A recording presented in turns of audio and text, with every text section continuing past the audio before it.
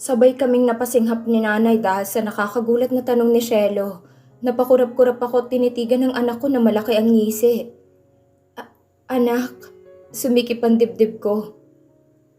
I just learned that if there's a mom, there's also a dad, he happily said. So, when can I meet him? Bigla akong natakot sa sinabi ng anak ko. Akala ko hindi na talaga siya naghahanap. Pero masyadong matalino nitong anak ko sa kanyang murang edad. Anak, matulog na tayo. Sumimangot siya. You didn't answer my question. When can I meet him? Tiningnan ko si nanay at nakita kong pag-aalinlangan niya. Hindi ko rin alam kung anong sasabihin ko. Anak, hinawakan ko ang anak ko sa kanyang magkabilang braso. Are you not happy being with mommy? Muntik nang tumulo ang luha sa aking mata. Nagpapasalamat ako na marunong akong magpigil. Of course, I am happy, mommy, he said and smiled. I was just asking about dad. Is he not with you, mommy?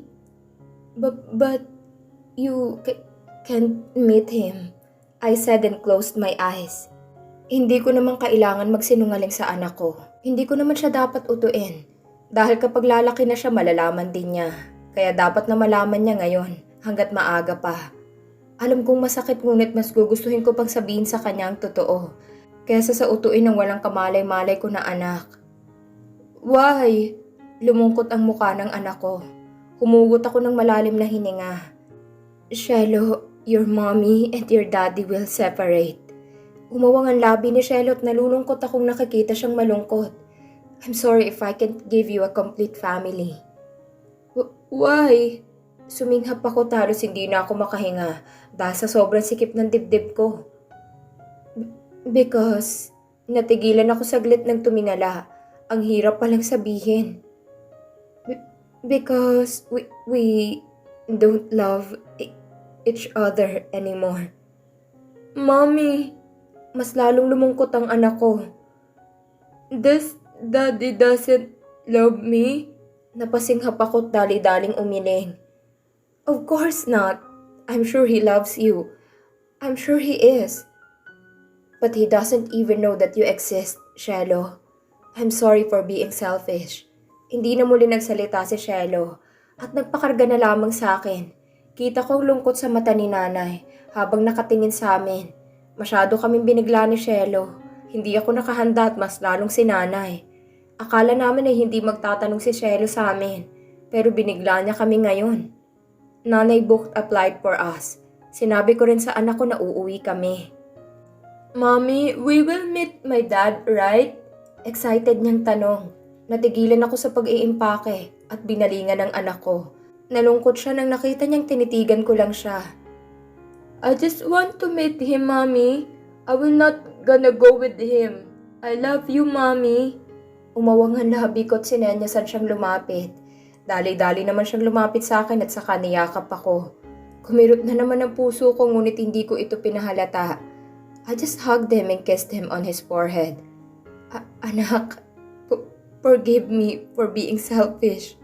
Nanginig ang boses ko. Kung gusto mong makita ang dad mo, I will make ways to let that happen. Please be patient, Yes, Mommy. Napangiti na lamang ako at pumikit. Habang yakap-yakap ko siya, unti-unting pumatak ang luha sa aking mata. Marami kasing pumapasok sa isip ko. Paano kapag kukunin pala ni Leonardo ang anak ko? Paano kung hindi tatanggapin ni Leonardo ang anak ko? At paano kung hindi pipirmahan ni Leonardo ang annulment dahil may anak kami? Yun ang tanging nasa isip ko habang yakap-yakap ko ang anak ko. Sana pagbalik namin ni nanay doon marami nang magbabago. Sana wala na ulit na paepal sa buhay namin dahil ayoko nang maulit ang lahat. Nag-e-expect ng grand entrance sa mga tao sa Amado sa pagdating ko at dahil natatakot ako na ma-expose ang anak ko, pinauna ko sila ni nanay kahit hindi pa ako nakaabot kabang-kaba ko.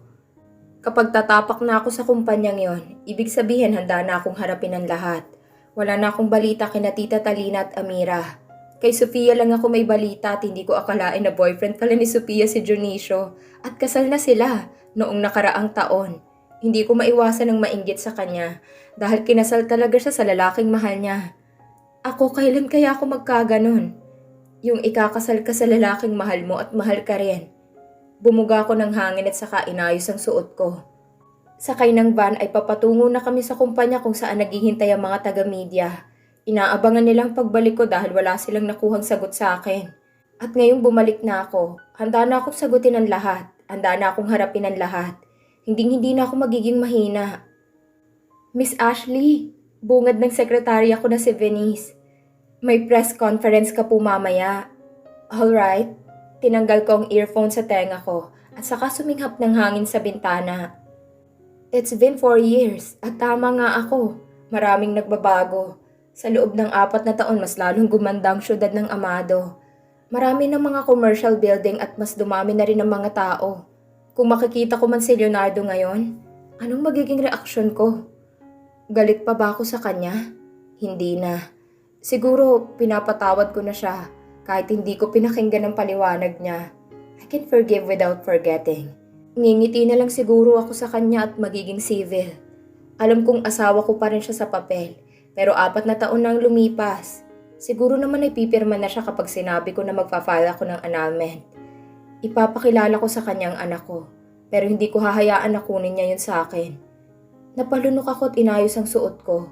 Malapit na kami sa kumpanya at kinakabahan na ako ng husto. Nang binalingan ko ang harap ay nagulat ako na may mga taga-media na nag-aabang. Mabuti ay may kasama akong bodyguards dito. Naririnig kong kanilang mga sigawan. Naiirita ako dahil hindi naman ako artista. Ma'am, bubuksan ko na ba? Tanong ng driver. Ngumiti ako sa kanya at saka tumango. Nang binuksan na niya ang pinto ay lumabas na ako sa van at agad dinarangan ng mga security guard at bodyguards ko ang mga taga-media. Mrs. Soto! Natigilan ako ng sinigaw ng isang reporter ang apelyido ni Leonardo. Umawang ang labi ko at binalingan siya. Mrs. Soto! Tumikhim ako at huminto sa harap nila. You can call me Miss Ashley, I said and smiled. Miss Ashley, permanente ka na bang babalik dito sa Amado? Ikaw nang namumuno sa kumpanya? Miss Ashley, anong masasabi mo sa issue ng pamilya mo noon? At marami pa silang tanong sa akin. Ngumiti lang ako at isa-isa silang sinagot. I'm just here to claim what's mine. At babalik din ako sa abroad. Sambit ko. At wala na akong masasabi sa issue ng pamilya ko because it's been 4 years. Siguro naman kitang-kita nyo sa telebisyon ng pangyayari 4 years ago. I am the legitimate child of the late Emilion Villamayor. At dapat nyo yung tandaan. Iyon ang huling sinabi ko bago ako pumasok sa loob. Binati ako ng mga employees at ang unang hinanap ko talaga ay ang sekretarya ko na hanggang video call ko lang nakikita. Welcome back, Mrs. Soto. Napangiwi ako pero ngumiti lang ako sa kanila. You can call me Ashley. Miss Ashley. Sambit ko sa kanilang lahat. Umawang pa ang kanilang labi noong una pero tumango rin sila. Ayoko nang marinig ang apelyido ni Leonardo, lalo na't maghihiwalay na kami. Gusto kong masanay ang mga tao rito na tawagin akong Miss Ashley. Hindi alam ng karamihan na wala na kaming magandang relasyon ni Leonardo. Hindi ko alam kung paano pinapaliwanag ni Leonardo. Ngunit maganda na rin siguro yon dahil walang nagtanong sa akin. Miss Ashley. Tawag sa akin ng isang lalaki na may dalang bulaklak. Tumigil ako sa paglalakad at saka binalingan siya. Who are you? Ngumiti siya sa akin. Ako si Samuel. Sekretarya ako ng papa mo noon. Inilahad niya sa akin ng isang magandang bouquet ng bulaklak. Pinapamigay. Kumunot ang noo ko ngunit tinanggap ko ang bulaklak. Puro ito pulang rosas. At nasasabi ko na kinikilig ako ng kaunti. Sino? Nagtataka kong tanong matapos kong amuyin ito. Hindi po pinapasabi. Welcome back po, Miss Ashley. Ngumuso ako at saka nagbabamuli ng tingin sa bulaklak. Wala man lang pahiwatig, bukod sa isang letter na, welcome back. Ngumiti na lamang ako at nagpatuloy na sa paglalakad hanggang sa makarating kami sa elevator. Kailangan ko rin kasing i-check ang bagong opisina ko. Sa loob ng 4 na taon mas lalong lumago ang negosyo ni Papa. May bagong pinatayo na 5-star hotel sa ibang bayan. At dinadayo na ito ng mga dayuhan. May restaurant din kaya mas lalong dinumog. Ang sarap sa pakiramdam dahil sa unang pagkakataon. Kasama ako sa plano na yon kahit nasa labas ako ng bansa. Hello, ma'am. Nauutal na sambit ng sekretarya ko nang nakarating ako sa aking opisina. Sobrang panlalaki ang kanyang mata. Habang nakatitig sa akin, ngumiti ako sa kanya at sinarado ang pinto. Nice to meet you, Venice. Hala, ang ganda mo sa personal. Puri niya at nakita ko pa na nagtakip siya ng kanyang bibig. Hindi mo naman yan kailangan sabihin. Sambit ko at saka pinagmasdan ng buong opisina. Malinis ang opisina ko at kitang-kita ang buong syudad. Malinaw ba naman ang glass window at saka malaki ang kurtina. Sobrang lawak ng opisina ko ngunit wala pang masyadong gamit. Ang aliwalas naman. Natigil ako sa pagsasalita nang biglang tumunog ang telepono. Ako nang sasagot. Sambit ko dahil baka si nanay ito. Tumango lamang si Venice at saka iniwan niya akong mag-isa sa opisina ko. Nang sinagot ko ang tawag ay nauna ako nagsalita. Hello? Ashley Brielle speaking. Ashley. Napasinghap ako nang narinig ko ang boses ni Leonardo. Naitutup ko ang aking bibig at nawala ng salita.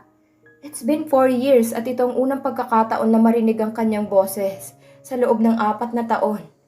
Kinagat ko ang ibabang labi ko at sa sobrang taranta ko ay naibaba ko ang telepono. Nailagay ko sa dibdib ko ang kamay ko dahil bigla na lang tumibok ng mabilis ang puso ko. Tulala akong nakaupo sa aking swivel chair. Hindi ko inaasahan ang tawag ni Leonardo at sa sobrang taranta ko ay naibaba ko ito. Napasinghap ako at tinakpan ang bibig ko. Masyado ba yung bastos? Namilog ang mata ko at saka napakurap-kurap. Hindi niya naman ako masisisi. 4 na taon na ang nakalipas. Tapos bigla siyang tatawag na parang walang nangyari. Pumuga ako ng hangin at saka ipinilig ang aking ulo. Hindi ko na dapat iisipin yon. Pinangako ko na magiging civil na lamang kami ni Leonardo. At wala nang iba. Hindi naman ako magtatagal sa Amado dahil babalik ako. Doon na kasi ang buhay ko at wala na rito. Hinilot ko ang aking sentido at nahagip ng paningin ko ang isang black na invitation card. Kumunot ang noo ko at kinuha ko ito. Masquerade ball? Naitanong ko sa sarili ko at saka binasa ang laman. Nalaman ko na lang na ang tema pala ng anniversary special ay masquerade ball. Ngumuso ako at biglang na-excite. Ibinaba ko ang invitation card, saka napatinghala na lamang. Nang matapos kong umattend ng press conference ay nagulat na lamang ako na may lunch na nakahanda sa aking lamesa. Hindi kasi ako nagpa-request kaya nagtataka ako kung bakit may nakahanda na sa lamesa ko. Tumikhim si Venice at saka lumapit sa akin. Ma'am, pinabibigay po ni Mr. Soto. Umawang ang labi ko at agad-agad lumapit sa pagkain na nasa lamesa. Kanya to? Gulat na gulat ko na tanong. Opo, siya po mismo naghatid dito. Ang sabi niya po ay hindi raw po kayo pwedeng umuwi na walang laman ng tiyan. Hindi ko akalain na napaka-sweet pala ng asawa mo, ma'am. Kinikilig niyang sinabi. Ngumiwi ako at saka tiningnan ang dala niyang pagkain. Kinuha ko pa ang sticky note na nakalagay at binasa ito. Kumain ka na. You did great. Yun ang nakalagay sa sticky note. Umawang ang labi ko at naramdaman ko na naman ang pagbilis ng tibok ng puso ko. Tumikhim ako at saka nilukot ang papel. Ibalik mo yan sa kanya. Malamig kong sinabi. Sabihin mo sa kanya na wag na siya ulit mag-abala. Umawang ang labi ni Venice. Ma'am, kinuha ko na ang bag ko. Kahit gusto ko pang kainin yan, ayokong bigyan siya ng mga hints. Wala nang saysay ang relasyon namin at matagal na kaming wala. Annulment na lang ang pinupunta ko rito. Para pareho na kaming lalaya sa isa't isa. Ano ba tong ginagawa niya? Masyado siyang obvious. Ako ang boss mo, Venice, at hindi siya. Ibalik mo na yan sa kanya o kung ayaw mong ibalik, ikaw ang kumain. Tinalikuran ko na siya at saka lumabas na sa aking opisina. I would rather eat with my son. Alam kong hinihintay niya na rin ako. Mommy, the house is big! Kwento ni Shelo at tumingala pa. This is your lolo's mansion, Shelo. Masayang sabit ko sa kanya. Where is he? Nagtataka niyang tanong at ngumuso pa. Isinubo ko sa kanyang kanin. Eat. Nang sinubo niyang kanin ay nagkwento ulit ako sa kanya. Lolo is already in heaven. I told him. This is his mansion. Your lolo is very rich. He has lots of hotels and restaurants. Ngumuso si Shelo. Does my daddy is also rich? Natigilan ako nang tinanong niya ako. Napalunok ako bago ko siya sinubuan ulit. Yes, Your dad is also rich, Shelo. Really rich. Naibulong ko na lang ang huli. Nang matapos ko siyang subuan ay kinuha muna siya ni nanay sa akin. Ngayon lang ako nakabalik sa mansyong ito at marami nang nagbago. Bago na rin ang mga maids at hindi ko na rin nakikita si Nahera at mga kaibigan niya. Hindi naman pwedeng maging katulong sila habang buhay. Siguro may asawa ng mga yon. Napangiti na lamang ako. Nanay, mamamasyal lang po ako sa lupain. Paalam ko at saka lumabas. Alagang-alaga pa rin naman ang lahat na naiwan namin dito. Mas dumami ng mga alagang kabayo at may sarili akong kabayo. Kulay puti siya at maamong-maamo. Whitey! Sinubuan ko siya ng apple. Ipasyal mo ako sa buong lupain. Ma'am, mag-ingat po kayo. Bago pa lang po kayong magkakilala ni Whitey. Tumango ako at saka sumakay na sa kabayo. Huminga muna ako ng malalim at saka ako pinatakbo ang kabayo. Muntik pa akong mahulog dahil sa bilis ng kanyang takbo. Ngunit nakontrol ko naman siya kalaunan. Whitey, ang ganda ng lupain. Nasabi ko habang tinitingnan ang buong lupain. May pinatayo na bagong gazebo na may maraming bulaklak, kadalasan ay rosas. Whitey, punta tayo sa Batis. Excited ko na sambit at pinatakbo muli ang kabayo.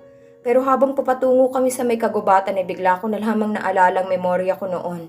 Doon, kasama si Leonardo. Kinagat kong ibabang labi ko at huminto kami sa tapat ng may kagubatan. Hindi na kasi pwedeng pumasok pa sa loob dahil masyado ng delikado para sa kabayo. Itinali ko siya sa may kahoy at saka hinaplos ang kanyang katawan. Dito ka muna, Whitey. Masyado ko lang na-miss ang amado kaya pupunta muna ako sa Batis saglit. Maligaya kong sinabi at tumakbo na sa may kakahuyan. Ano na kaya ang itsura? May nagmamay-ari na ba ng Batis na yun? Binenta na kaya ng may-ari? Kung ibebenta niya, sana ibinenta niya sa akin. Kasi baka ipasyal ko si Shelo roon at sigurado ako na magugustuhan niya ang Batis na yon. Napayakap ako sa aking sarili nang maramdaman ko ng lamig. Muntik pa akong madulas ng aksidente kung natapakan ng isang bato na humaharang sa nilalakaran ko. Kumalabog ng mabilis ang tibok ng puso ko habang papalapit na ako roon. Kahit sobrang tagal na, presko pa rin sa akin ang alaala. Nang tuluyan ko nang nakita ang Batis ay napangiti na lamang ako. Walang nagbago, yun pa rin. Ngunit parang nilinisan yata. Nagtungo bang may-ari rito? Gusto ko lang naman tingnan at babalik din naman ako. Bumuga ako ng hangin saka lumapit sa may tubig. Inilagay ko ang kamay ko sa tubig ng Batis at napapikit ako dahil sa sobrang lamig. Wala akong ibang naririnig kundi ang mga huni ng ibon. Masyadong magandang lugar na to at nagpapasalamat ako na walang pinutol na kahoy. Hindi ko ma-imagine ang lugar na to na walang kahoy. Presko ang hangin dito at kung pwede, gusto ko pang manatili rito. Bumuntong hininga ako at saka kinuhang phone ko sa bulsa ko. Kukuhanan ko ito ng picture para ipakita sa anak ko. Akmang kukuhanan ko na sana ito ng picture nang biglang nadulas ang kamay ko at napatili ako nang nahulog ang phone ko sa tubig. OMG! Dali-dali akong umaksyon para kunin ang phone ko. Ngunit hindi pa man ako nakaapak sa Batis nang may malamig na kamay na humawak sa braso ko. Namilog ang mata ko at marahas itong nilingon. Pero ang inis na naramdaman ko'y napawi at biglang tumigil ang mundo ko na sa unang pagkakataon muli. Nakita ko na naman ang taong nakasama ko sa Batis na to noon. Humawang ang labi ko at bumilis ang pagtibok ng puso ko nang nakita ko si Leonardo sa harap ko. Suminghap ako pero natauhan ako nang naalala kong phone ko. Yung phone ko! Kumawala ako sa kanya at agad pinulot ang phone ko na basang-basa na. Kinakabahan ako pero mas lalo lamang akong kinabahan dahil sa lalaking nasa likuran ko. Napalunok ako at naglakas ng loob. Ano ang ginagawa mo rito? Nauutal ko ng tanong. What are you talking about? Ako ang dapat magtanong niyan. Gulat na binalingan ko siya. Bumungad agad sa akin ang kanyang malamig na tingin. Anong ginagawa ng asawa ko rito? Umabang ang labi ko at galit siyang tiningnan. Don't call me that. Namasyal lang ako. Giit ko. Ngumisi siya at saka napahalukip-kip. I own this place. So I have the right to come here. Napatunga nga ako. Ha? Siya ang may-ari ng lugar na to? How? Binenta ba ng may-ari? Bakit niya binili? Ako dapat yung bumili eh. Bakit siya pa? Kinuyom ko ang kamaukot saka nag-iwas ng tingin. Sige, pasensya na at hindi ko alam na sa'yo pala to. Sabi ko't maya-maya hinarap ko siya gamit ang matapang ko na tingin. Huwag kang mag-alala, hindi na ako babalik dito. Kahit nabasa na ang paa ko'y naglakad pa rin ako papalayo sa kanya. Sa kanya pala to eh. Di sa kanya na. You didn't even eat the food I gave you, ha? Tumigil ako sa paglalakad at saka binalingan siya. Bakit ko naman kakainin? Tinaasan niya ako ng kilay. Right. I know you still hate me. Bigla akong natawa sa kanyang sinabi. Hinarap ko siya ng tuluyan at saka humalakip-kip. Hate you? Tumawa muli ako. 4 na taon nang nakalipas, Leonardo. At hindi naman ako yung tipo ng tao na nagbabaon ng sama ng loob. Matagal na kitang pinapatawad. Pero hindi ako makakalimot. Huwag mo na akong guluhin pa. Inirapan ko siya, tatalikod na sana pero nagsalita na naman siya. I have still the right since you still have my surname. Malamig niyang sinabi. I have all the rights in you, Ashley Brielle. Remember that. At siya na mismo tumalikod sa akin. Umawang ang labi ko't hindi makapaniwalang sinundan siya ng tingin hanggang sa lumayo na siya sa akin. Ha? Humusbong ang inis sa akin. Ang kapal naman ng mukha mong sabihin sa akin yan.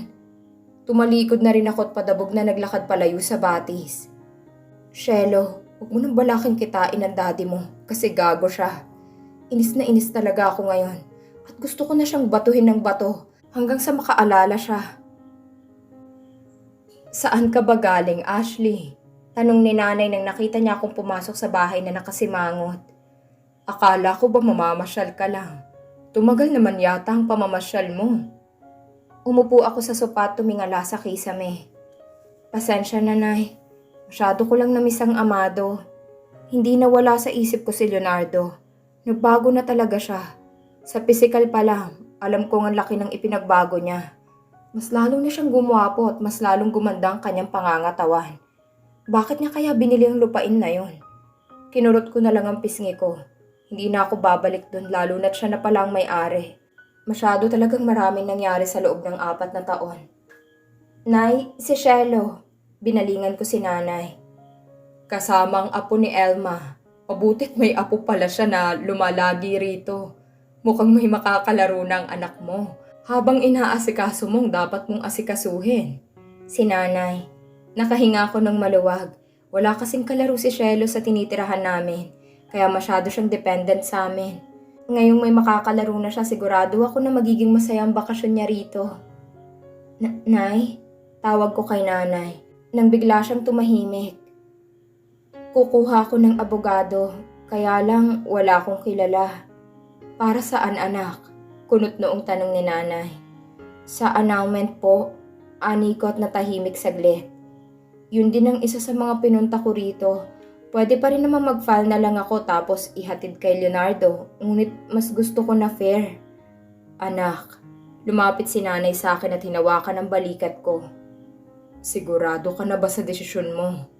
Umawang ang labi ko at naramdaman kong pagkirot ng puso ko. Galit na galit ako sa kanya, anak. Pag-amin ni nanay. Pero, hindi niyo ba linawin ang lahat muna? Bigla akong nainis. Nay, wala nang dapat linawin pa. Ayokong makasamang ganong klaseng lalaki at naka-move on na ako. Kaya ako nga ito ginagawa para magiging masaya na ako at siya rin. Nag-iwas ako ng tingin. Ilang buwan lamang kami nagsama noon. Mabilis naman siyang makalimutan, sa totoo lang. Lalo na't ilang buwan lang kami nagsama. Ngunit natagalan iyon dahil na rin sa may anak kami. Kinagat kong iba man labi ko't hindi na muli nagsalita. Matagal na rin naman akong gustong gawin ito. Pero na-delay lang dahil sa pagkawala ni Papa at marami rin ang nangyari. Sobrang marami nangyari noon at hindi ko rin magawang pakinggan siya. Kung pakikinggan ko siya, may magbabago kaya? Valid ba ang rason niya para saktan ako? Bumaba na lamang ako ng tingin at saka napapikit na lamang. Nang gumabi, kaharap ko ngayon ang laptop ko. Hindi ko na kasi magamit ang phone ko dahil nasira sa tubig. Hindi naman kasi yun water resistance. Nagtitipa ako ng mga gagawin ko sa susunod na araw. Kailangan ko rin kasing makisali sa pagpaplano na nalalapit sa anniversary. Masquerade ball at tingin ko maraming dadalo dahil sa exciting ang team. Nang akmang magsisave na sana ako, nang may biglang nag-email sa akin. Kumunot ang noo ko. From Tope at G. G.com. Good day, Mrs. Soto. Bigla akong nairita. Sino ba to? Hindi ko na sana papansinin ito ngunit pinainit niya ang ulo ko. To tope@g.com. Good day. Please call me Miss Ashley. Nagtaas ako ng kilay nang bigla siya nag-email ulit. From tope@g.com. You are married. Bigla tuloy ako nagduda. Hindi ko na lamang siya nireplyan. At sinave ko na lang ang files at saka sinara ang laptop ko. Wala akong panahon makipag-email sa taong hindi ko kilala. Kinabukasan ay bumungad na naman sa opisina kong isang bukay ng pulang rosas. Nakadisplay na ito sa ibabaw ng lamesa ko at may kasama pa na inumin. Kumunot ang noo ko, tinaasan ng kilay ang sekretarya ko na nagmukhang tuta sa gilid. Kanino to galing? Tanong ko sa kanya at kinuhang sticky notes na nasa drinks.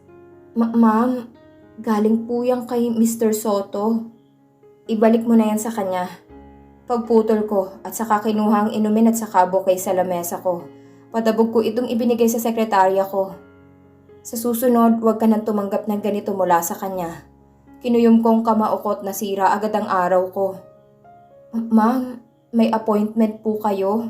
Sabi niya habang nahihirapan siya sa pagdala sa bouquet at drinks. Kumunot ang noo ko at umupo sa swivel chair. Nag-angat ako ng tingin sa kanya. Kanino? Nakita kong paglunok niya. Kay Mr. Soto po.